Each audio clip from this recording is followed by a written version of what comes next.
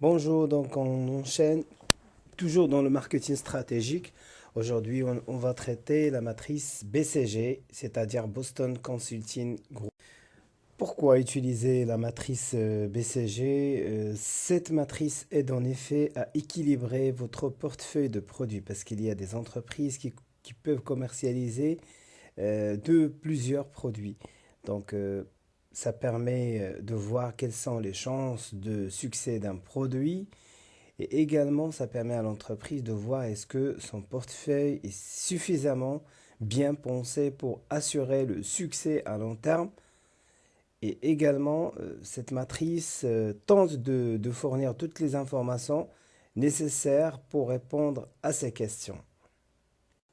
Cette matrice se compose de quatre domaines qui résultent de la combinaison de quatre facteurs différents. La matrice s'inscrit dans un système avec un axe des abscisses X qui indique la part de marché relative et l'axe des ordonnées Y qui vaut pour la croissance du marché. Les deux échelles vont de faible à élevé. Une nouvelle zone commence sur chaque moitié de l'échelle. On peut, on peut ensuite placer les produits de son portefeuille en suivant six critères. Pour la part du marché, il résulte de la part du marché propre par rapport à celle du concurrent le plus puissant. Si la valeur est supérieure à 1, vous êtes le leader du marché, sinon vous êtes suiveur. Cette part de marché, appelée part de marché relative. Quant à la croissance du marché, elle décrit la croissance du marché pour une certaine unité de produit, c'est-à-dire le volume actuel du marché par rapport à celui de la période précédente. Il est exprimé en pourcentage. Normalement, si on veut calculer la croissance du marché, on prend par exemple le chiffre d'affaires de l'année N moins le chiffre d'affaires de l'année N-1 divisé le chiffre d'affaires de l'année N-1 multiplié par... voilà à quoi ressemble la matrice BCG. Il y a des produits qui peuvent être dans la zone poids mort. Il y a ceux qui peuvent être dans la phase de dilemme, et également vedette. Il y a également vache à lait.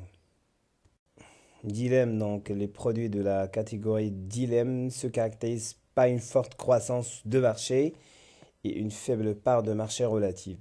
Il s'agit généralement de nouveaux produits et services qui ont encore une faible part de marché par rapport à la concurrence, mais qui se trouvent sur un marché en pleine croissance. Ces produits appelés dilemme ou bien question mark en anglais, c'est-à-dire point d'interrogation, car leur développement futur est difficile à estimer correctement. Les entreprises qui veulent transformer ces produits dilemme vers vedette ou bien vers vache à lait, ils doivent trop investir.